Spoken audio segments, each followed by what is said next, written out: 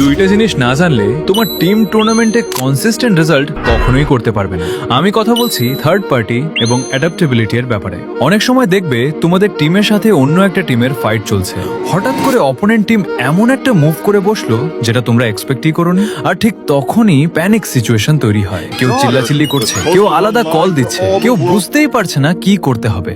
ফলাফল জেতা ফাইটও হেরে বসো। কিন্তু এমনটা কেন হয়, এর সমাধানই বা কি? সমাধান বলার আগে ভিডিওটা তোমার আইজিএল আর স্কোয়াড মেম্বারদের সাথে শেয়ার করে দাও। এখন আসি অ্যাডাপ্টেবিলিটির প্রথম পয়েন্টে, ওভার ডিপেন্ডেন্সি। অনেক টিম একটা নির্দিষ্ট প্লেয়ারের ওপর ওভার ডিপেন্ডেন্ট হয়ে যায়। যতক্ষণ ওই প্লেয়ার অ্যালাইভ থাকে টিম ভালো পারফর্ম করে, কিন্তু সে নক অথবা এলিমিনেট হয়ে গেলেই পুরো টিম গেম প্ল্যান ভেঙে যায়। তাই প্রতিটা টিমের আগে থেকেই 3 ভার্সেস 4 এবং 2 ভার্সেস 4 এর ফাইট স্ট্র্যাটেজি রেডি থাকা উচিত। যখনই দেখবে টিমের একজন প্লেয়ার লস হয়ে গেছে, তখন প্যানিক না করে স্ট্র্যাটেজিতে শিফট করো। কারণ বেস্ট টিম সেইটা না যারা সব সময় ফুল স্কোয়াড নিয়ে খেলে, বেস্ট টিম সেইটা যারা ব্যাড সিচুয়েশন থেকেও ম্যাচ কামব্যাক করতে পারে।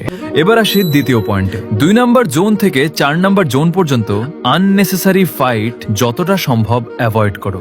বিশেষ করে এমন ফাইট যেখানে তোমাদের হাই গ্রাউন্ড নেই, ভেন্ডিং মেশিন নেই অথবা পার্মানেন্ট কভারের সুবিধা নেই। ফাইট নেওয়ার আগে সব সময় নিজের টিমের অ্যাডভান্টেজ গুলো চেক করো। হাই গ্রাউন্ড আছে কিনা, কভার আছে কিনা, রোটেশন অপশন আছে কিনা।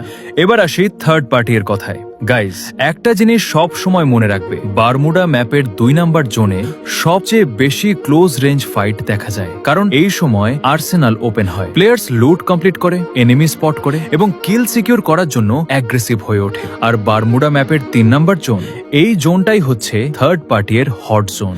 একটা টিম ফাইট স্টার্ট করলো আর আশেপাশের 2-3টা টিম সেই ফাইটে ফ্রি ইনভিটেশন পেয়ে হাজির হয়ে গেল। তাই এই সময় কোনো ফাইট নেওয়ার আগে অবশ্যই সারাউন্ডিং চেক করবে আর নিয়ার বাই টিমের সম্ভাব্য রোটেশন ট্র্যাক করার চেষ্টা করবে, তারপর ফাইটে কমিট করবে। আর একটা ভিডিও দেখে অ্যাডাপ্টেবিলিটি তৈরি হবে না, এর জন্য রেগুলার প্র্যাকটিস করতে হবে। সোলো ভার্সেস স্কোয়াড খেলো, ফার্স্ট রাশার আর সেকেন্ড রাশার প্রতিদিন মিনিমাম 5 থেকে 10টা ডুও ভার্সেস স্কোয়াড ম্যাচ খেলো। কারণ যত বেশি আনএক্সপেক্টেড সিচুয়েশনের মুখোমুখি হবে তত দ্রুত অ্যাডাপ্ট করতে শিখবে।